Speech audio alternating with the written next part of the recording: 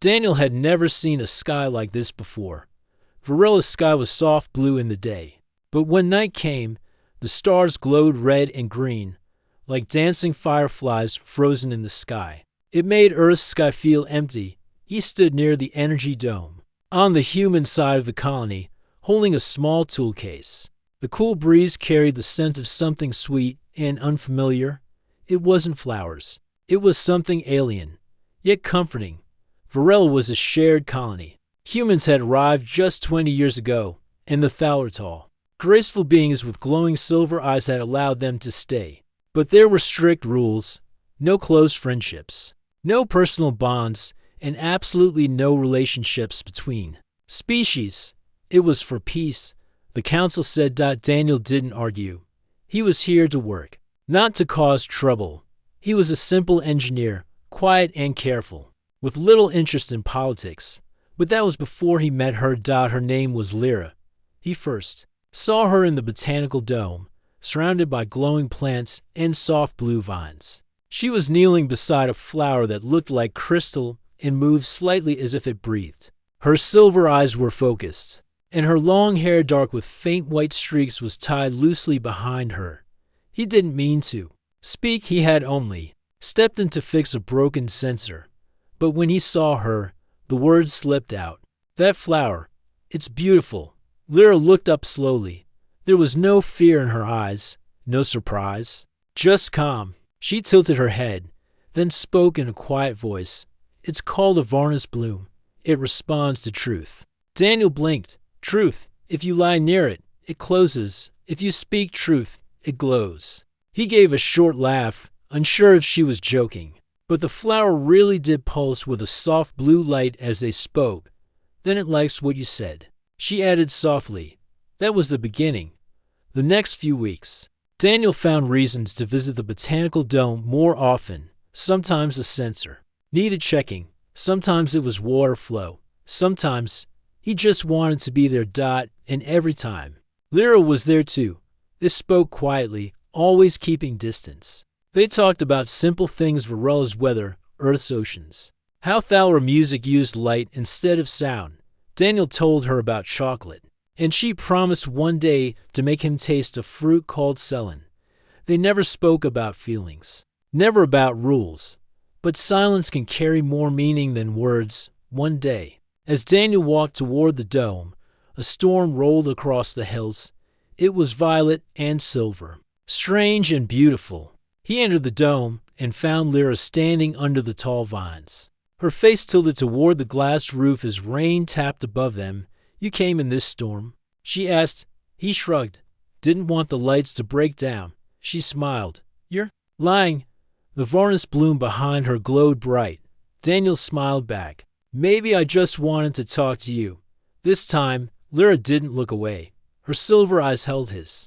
For a moment, time slowed. He stepped closer, then paused. The rules, the council, everything told him to stop. But she took one step closer. Two, a single drop of water slipped through a crack above and landed on her shoulder. Without thinking, Daniel reached out to brush it away. His hand touched her skin, cool, smooth, and faintly glowing. She froze. He pulled his hand back quickly. Sorry, I didn't mean. Lyra looked at him, wide-eyed. Then she slowly reached out and touched his hand in return. Just for a second. Then she whispered, It's all right. They didn't talk for days after that. Daniel didn't go to the dome. He kept himself busy with engine systems and water pumps. But he couldn't stop thinking about her. Did he cross the line? Was she in danger because of him? He stared out at the alien sky at night, sitting alone on the colony roof. Stars danced above. Somewhere across the colony, Lyra was probably watching. The same sky. He whispered to himself, like someone talking to a dream, I wish I could marry her. What he didn't know was this: Thaler hearing is sensitive, very sensitive. And Lyra had been walking past, silent as moonlight, just behind him. She stopped in her tracks when she heard him. I wish I could marry her. The words hung in the air like music. She stood frozen, unsure what to do. Then she stepped forward, her voice barely louder than wind. Yes? Daniel spun around, startled. Lyra stood behind him, her eyes shining in the starlight. I didn't know you were there, he said quickly. I heard you, she said, and I answered. He tried to speak, but the words wouldn't come. You meant it, she said quietly. The Varnus Bloom knew, and now I know too. But, he started, the rules. I don't care. Daniel looked into her eyes.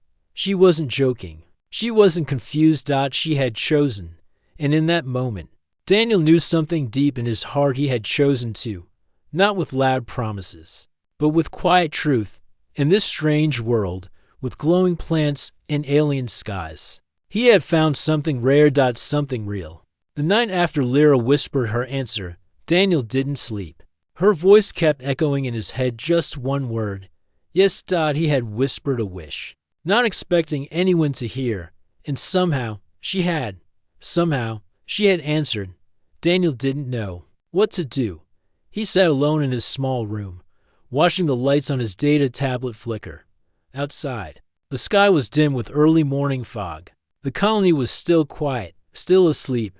He didn't go to work that day. He just walked. His feet carried him past the solar fields, the water towers, even the tall edge of the forest, until he stood near the line that separated the human side from the Thaler sector. A silver archway stood between the two zones, a boundary most people never crossed. But Daniel had already crossed a bigger line. Lyra waited for him near the old well in the Thaler garden. It was a place where no humans ever came. It wasn't forbidden, but it wasn't welcomed either. She stood still under a tall white tree whose leaves moved like soft waves as Daniel approached. She smiled, not a big smile, but a quiet one that warmed his chest. You came, she said softly. Daniel nodded. I didn't know if I should. I knew you would. They stood silently for a moment. The wind played with the leaves above them. Daniel finally spoke. Did you mean it, last night? Lyra turned to him. Yes, in my world, if someone hears a true wish and says yes, it's not just a word. It's a bond. Daniel stared at her. A bond? She nodded slowly. Thaler don't choose with loud words. We choose with quiet ones. When something is real, we feel it here. She touched her chest, just over her heart, and once we speak it, it cannot be taken back. Daniel took a deep breath. But what happens now? Lyra looked down, her voice soft. Now we must be careful. There are rules. My people fear what they do not understand, and yours fear what they cannot control. In the days that followed, Daniel and Lyra met in secret. Sometimes it was under the silver tree near the garden, sometimes behind the dome where no guards patrolled. Once, they met in the old communication tower, dusty and unused, where stars could be seen through broken glass. They didn't talk much about the future. They talked about small things, how Lyra once got lost in the forest as a child and how Daniel had always been afraid of deep water. They shared laughter. They shared silence, and slowly, without planning it, their hearts grew closer. Daniel noticed how Lyra would always wait 1 second longer after saying goodbye. Lyra noticed how Daniel's eyes searched for her the moment he entered any place she might be. They didn't need to say everything. Their silence spoke enough. But secrets don't stay secret forever. One afternoon, Daniel was walking toward the water station when someone blocked his path. It was a tall Thaler with sharp features and dark armor-like clothing. His silver eyes were cold. You are Daniel, the engineer? The man asked. Daniel stood straight. Yes. The Thaler stepped closer. I am Talon, Lyra's brother. Daniel's heart dropped. I know about your meetings. Talon continued. You broke the council's order. You think your feelings are harmless, but they are not. You risk the peace between our kinds. Daniel tried to speak. I never meant to cause harm. I care for her. Talon's eyes narrowed. Then prove it by staying away from her. Daniel stayed silent. Talon's voice grew sharper. She is to be promised to a Thaler leader's son in a few weeks. That is our way. Do not stand in it. Daniel clenched his fists, but said nothing. Talon gave him one last warning look and walked away, disappearing into the shadows of the trees. That night, Daniel didn't go to the dome. He didn't go anywhere. He stayed in his room, thinking. His chest felt heavy, his mind full of questions. Was Talon right? Was he being selfish? Was this just a dream that would break apart? Then his door opened quietly. Lyra stepped in, wrapped in a light gray cloak. Her eyes were steady, but her hands trembled slightly. "I had to see you," she whispered. Daniel looked at her, torn between joy and worry. "Your brother knows. He warned me." "I know." She said, "He said you're supposed to marry someone else." "I know that too." Daniel stepped closer. "Then why are you here?" She looked into his eyes. "Because I chose you. Not in fear, not in secret, but with truth. I won't let others speak from my heart." Daniel wanted to hold her hand, but he stopped himself. "What happens if they find out?" "They already have," she said. A pause. Daniel swallowed hard. "Then what do we do?" Lyra's voice was quiet but firm. "We stay true, even if the world says no." They stood together in the soft, dim light of his room, saying nothing more. The silence between them was not empty, it was full of trust, of hope, and something beginning to feel like love. Later that night, Daniel walked her back to the edge of the garden. Before she stepped away, she looked at him and said, "In Thalra, we have a story. When two souls from different stars find each other, the stars themselves must move to make a path." Daniel smiled faintly. "Do you believe that?" Lyra nodded. "Now I do." She stepped away. Vanishing into the night. Daniel stood still under the alien sky, his heart full of wonder, fear, and something stronger than both. Whatever happened next, he would not turn away. Not now, for the next few days. Daniel lived like he was walking on a thin rope. He still did his work as an engineer. He still attended meetings and filed reports. But inside, everything felt different. He was hiding something precious, something dangerous, and it grew heavier each day. Lyra had not come to meet him since that night. No messages, no signs. He stood near the edge of the dome every evening, hoping to see her silhouette among the trees, but she didn't appear. Then one morning, a message appeared on his work tablet. It was short and coded, just 3 words: "Meet, Crystal Grove." Daniel's heart jumped. The Crystal Grove was a quiet place near the edge of the Thalra territory. It was not guarded, but very few humans ever went there. The trees there had glass-like leaves that shimmered even in darkness. He waited beside a silver stream, and soon Lyra stepped out from behind the trees. She wore a deep green cloak, her hood pulled low, but when she lifted it, her eyes met his, full of quiet fire. "You're okay," Daniel breathed, stepping toward her. "I had to stay away." Lyra said, "My father has eyes everywhere now, and my brother watches me closely." Daniel frowned. "Are you in danger?" Lyra shook her head. "Not yet, but things are changing." She sat down on a smooth stone beside the stream. Daniel sat next to her. "My father has begun talks with the House of Morin," she said. "They want me to marry their son. He's powerful. They think it will help keep peace." Daniel's hands tightened. "And you?" I said no. My father did not accept it because of me. Daniel said quietly. "No," she replied, "because I broke tradition." They sat silently for a while. The leaves above clinked softly in the wind like tiny chimes. Daniel finally spoke. "If we ran away, would you come with me?" Lyra turned to him, surprised. "I mean it," he said. "There are other colonies, smaller ones, places where no one would care." Lyra smiled gently. "You would give up everything, your name, your home, your work." Daniel looked at her with steady eyes. "For you, yes." She touched his hand lightly. "I would go, but not yet." "Why not?" "Because if we run now, they'll call it betrayal. They'll say I was stolen, that you tricked me. But if we stay, if we stand, maybe we change something bigger." Daniel didn't answer, but he nodded. Somewhere inside him, he knew she was right. Later that week, things grew worse. One morning, Daniel was summoned to the Joint Council chamber. He walked in and saw both human and Thalra officials seated in a half-circle. Their faces were unreadable. The lead human officer, Commander Price, stood first. "Daniel," he said, "we have received a report, a serious one." Daniel stayed calm. "What kind of report?" Commander Price looked at his side. "Talon, Lyra's brother, Step forward. The report, Talon said coldly, is that you have violated the agreement of peace, that you have formed a forbidden bond with my sister. Gasps echoed around the room. Daniel didn't move. Is that what she said? No, Talon replied. She says nothing. But we saw you together. We heard enough. You do not deny it. Daniel looked around the room. Everyone was waiting. I don't deny it, he said. Another stir went through the chamber. Commander Price narrowed his eyes. Then you understand the consequences. Daniel nodded slowly. I understand the rules, but I also understand truth. What truth? A Thaur counselor asked. That we didn't break peace. We found it. The council argued for ours. Some wanted Daniel exiled. Others suggested he be removed quietly. A few younger Thaur even spoke in his defense, saying maybe it was time to rethink the old laws. Lyra was not called to speak, but an elder Thaur named Ren stood up during the final hour. His skin was pale blue with age, and his voice was soft but clear.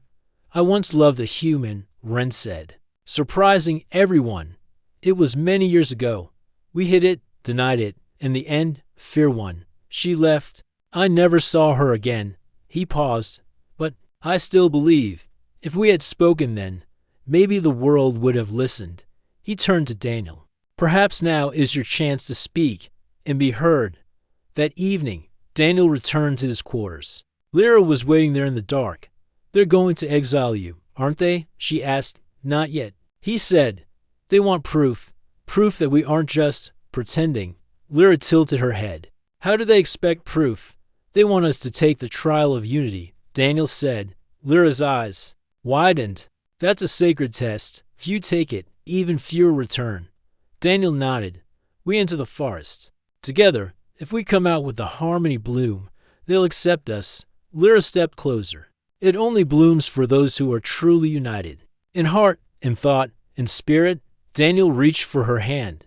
Do you believe we are? Lyra didn't answer with words. She stepped into his arms and rested her forehead against his. Yes. She whispered. They would leave in 2 days, alone and unarmed. The forest was ancient, deep, and full of strange energy. It was not just dangerous physically, it was said to test the mind and heart. But neither of them hesitated. That night, under the stars, they stood together one last time outside the dome. If we succeed, Daniel said, what happens next? Lyra looked up. Then the stars themselves must make room for us. Daniel smiled. Then let's give them something to watch. The sun was low when Daniel and Lyra stood at the edge of the Centaur forest. The trees before them were tall and strange thick trunks with silver bark, and leaves that shimmered even in shade. No machines were allowed inside. No drones, no weapons, no guides. The trial of unity had to be faced with nothing but truth in the heart. 2 guards, one human and one Thaur, stood beside the stone arch that marked the entrance. You may go, said the Thaur guard, if you return with the harmony bloom. The council will listen, and if not, Daniel asked, then your bond will be rejected forever.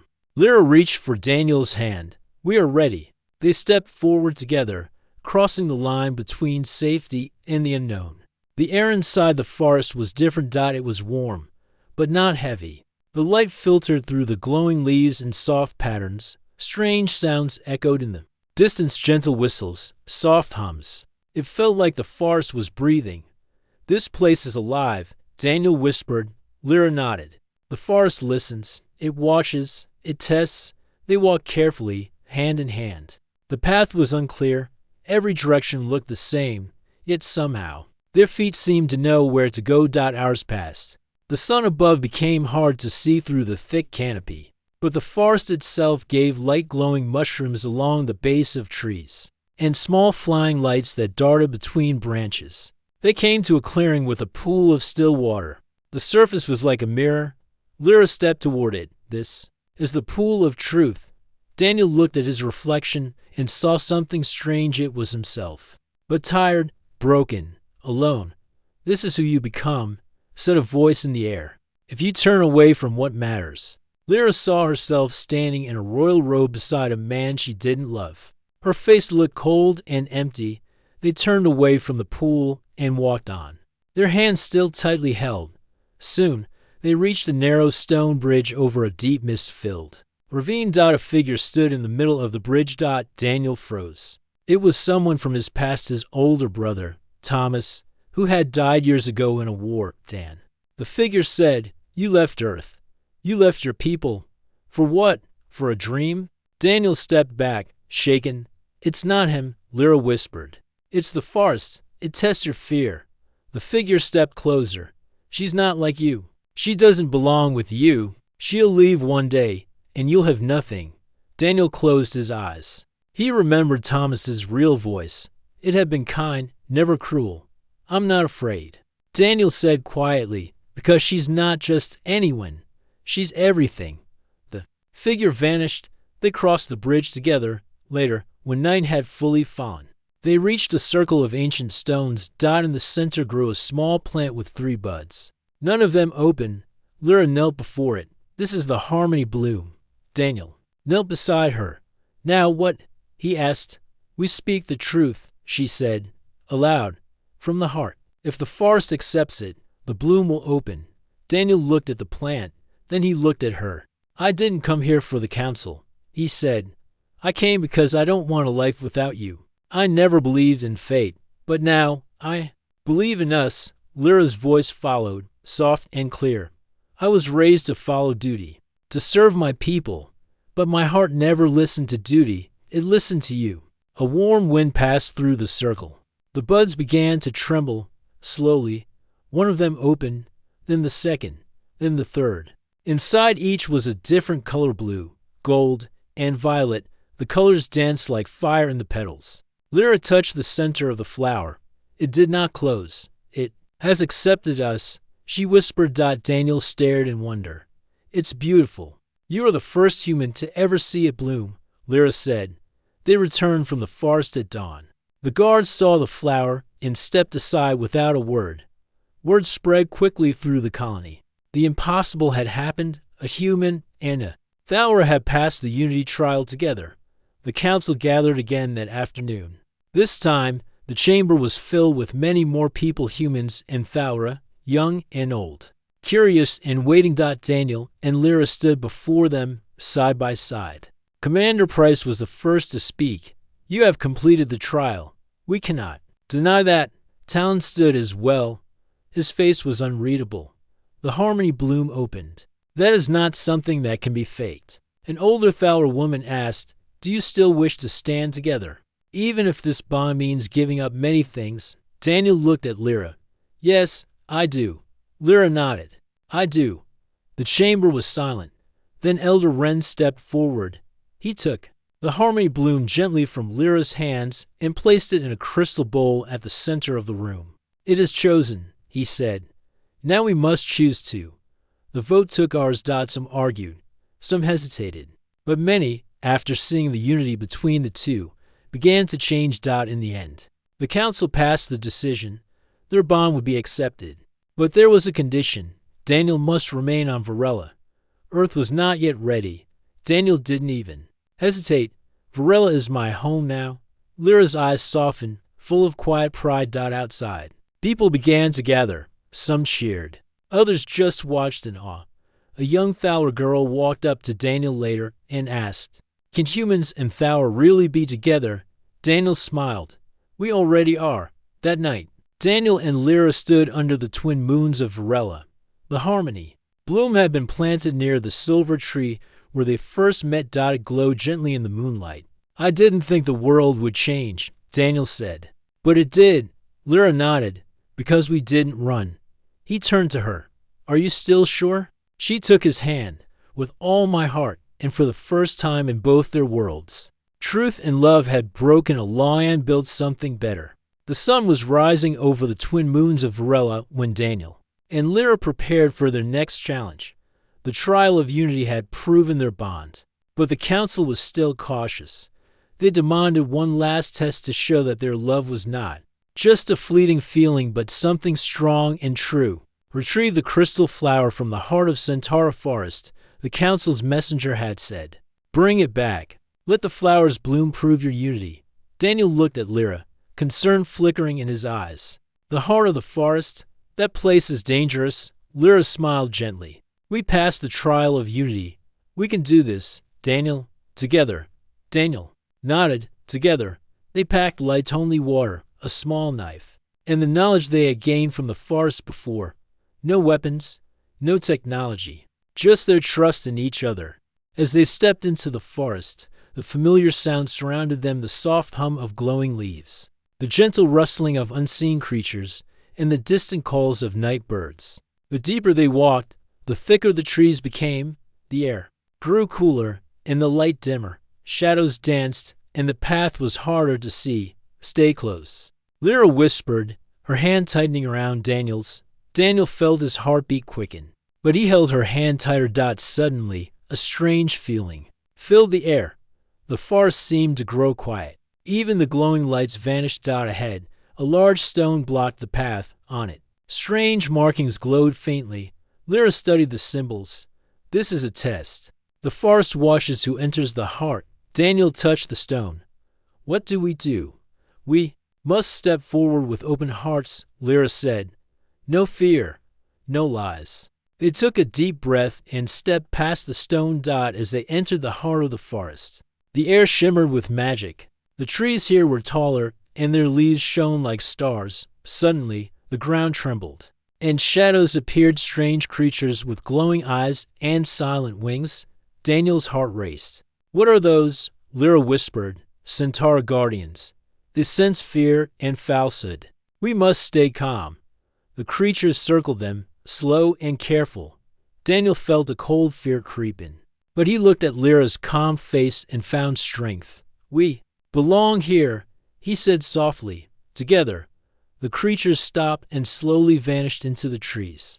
They moved deeper and found a small clearing bathed in soft silver light. In the center, a single flower stood on a stone pedestal. It was unlike anything Daniel had ever seen. Its petals shone with all the colors of the forest, changing gently like a living rainbow. The crystal flower, Lyra said, awe in her voice.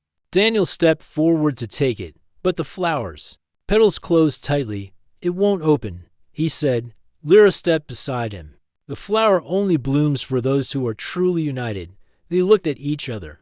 Hands still joined. Daniel spoke first. Lyra, no matter what happens, I will always stand by you. Lyra smiled. And I will stand by you. Together, they whispered words of promise and truth, speaking from their hearts slowly. The petals began to open. As the flower bloomed, a warm light surrounded them. Daniel felt a wave of peace wash over him.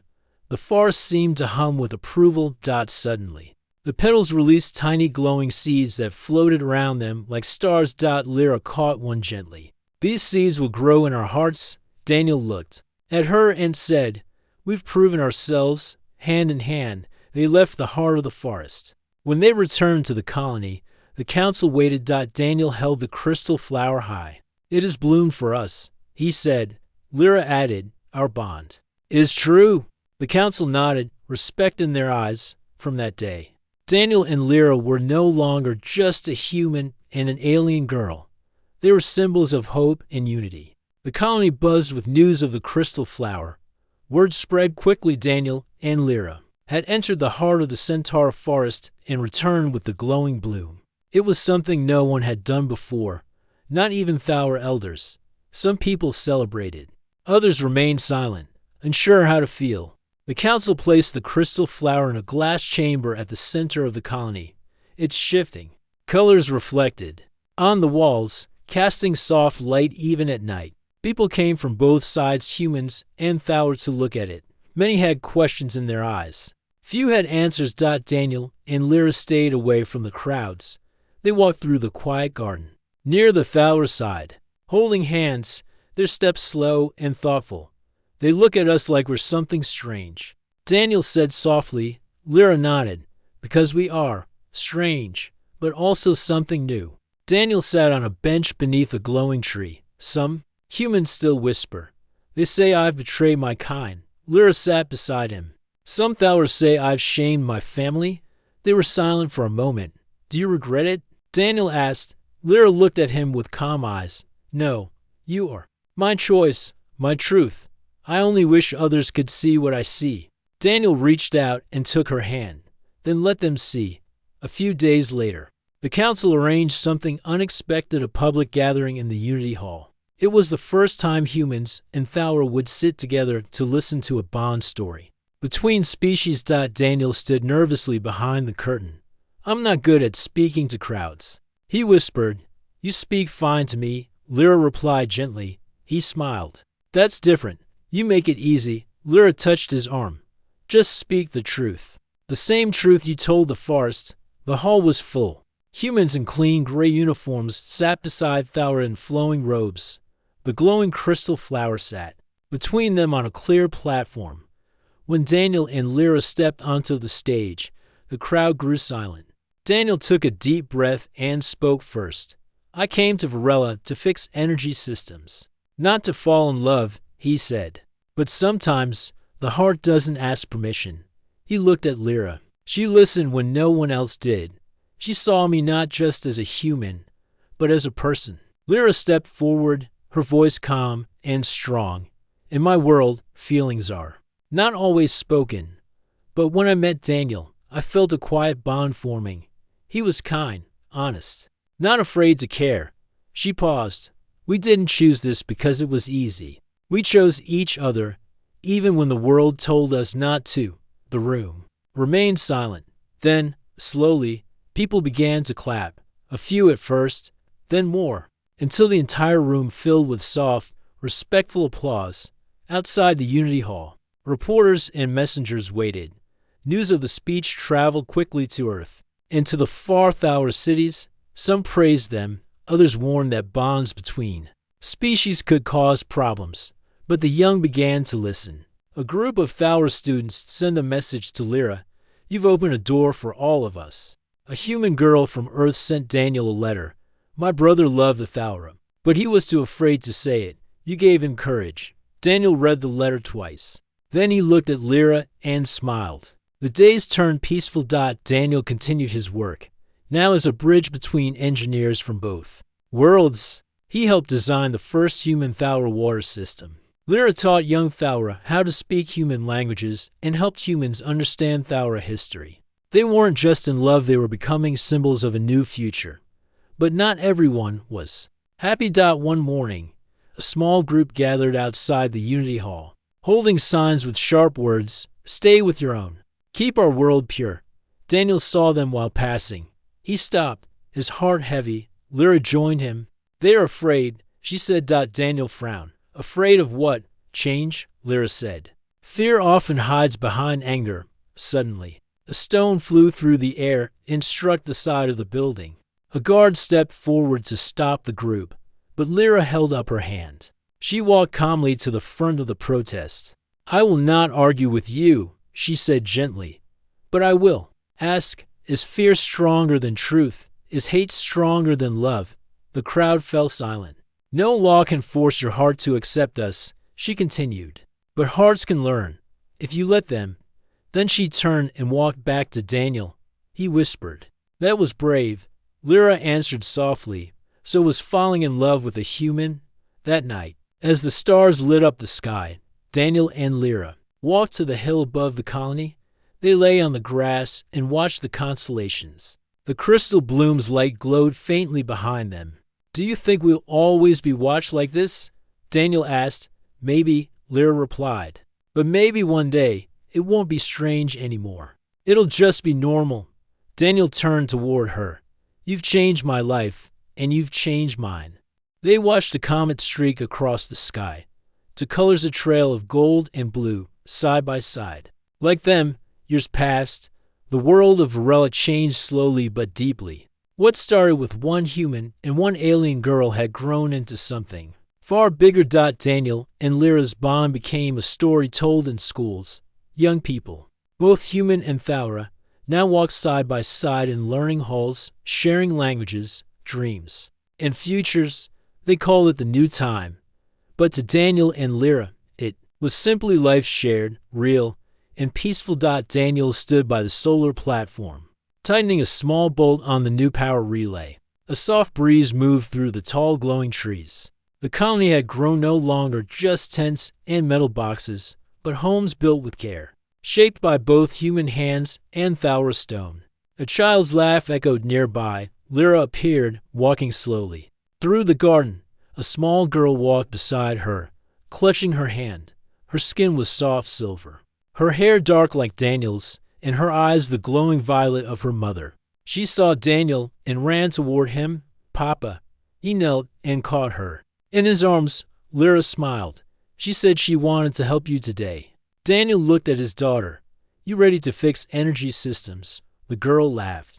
I want to build flying shoes. Daniel raised an eyebrow. You've been talking to the mechanics again, haven't you? She nodded proudly. Later that evening, the three of them sat on the roof of their home, eating warm bread and fruit jelly. The stars above glowed like tiny lanterns. Tell me again how you met, the girl asked. Mouthful of bread, Daniel glanced at Lyra. You want the short story or the long one? He teased. The real one, she said. Lyra spoke gently. He saw me in a quiet place, and even though our worlds were different, he didn't turn away. He stayed. He listened, Daniel added, and she taught me that silence is meaning. That love doesn't always come loud. Sometimes it comes like a whisper in the forest. The girl smiled. I want to find someone like that. You will, Lyra said. But don't rush it. Let the stars choose your moment. The colony prepared for something special, the first Star Union ceremony, after years of careful work. Human and Thauer leaders had agreed to create a shared council, a place where both sides could vote, plan, and dream together. And they asked Daniel and Lyra to speak at the opening. Daniel felt nervous. Again, you've spoken to hundreds before, Lyra reminded him. Yes, he said.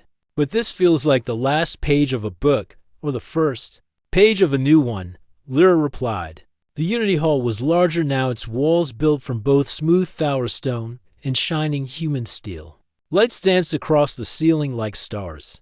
People from far-off planets even came to watch through holographic screens. Daniel stood with Lyra and their daughter at his side. He looked at the crowd and began to speak. I came here thinking I'd just be an engineer. I never thought I'd find a family, or that the world would change because of something as simple as listening. He turned toward Lyra. She changed my life, and together, we help others believe that different isn't wrong, that love doesn't ask which world you're from. Lyra stepped forward. Our people have feared each other for years, but fear fades when we choose to see, when we choose to hope. She looked down at their daughter. We give the future to them. Let's make sure it shines brighter than our past. The audience rose to its feet, not with loud claps but with raised hands. The sign of peace in Thauer culture. Many humans had learned it too. The crystal bloom still glowed in its chamber, its petals open wide. Back at home, Daniel sat with Lyra under the starlit sky. The air smelled of sweet moss and clean metal. The new lights of the city blinked in the distance. You ever think, Daniel asked, what would have happened if I hadn't whispered that wish back then? Lyra leaned her head on his shoulder. I heard your heart before I heard your words. He smiled. Still, it was just a whisper. One small moment. Lyra looked up at the stars. Small things start great storms. Their daughter fell asleep that night holding a soft pillow and a toy starship. As they watched her sleep, Lyra whispered, she will grow in a world we helped build. Daniel nodded. A world where love isn't strange, just true. They stood together, holding hands, as moonlight painted silver across the floor. In the distance, a new star blinked into the sky. No one had seen it before. And somewhere, in a quiet part of the galaxy, a story finished its final line. I wish I could marry her, he whispered. Yes, she answered. And the stars, at last, understood. The end.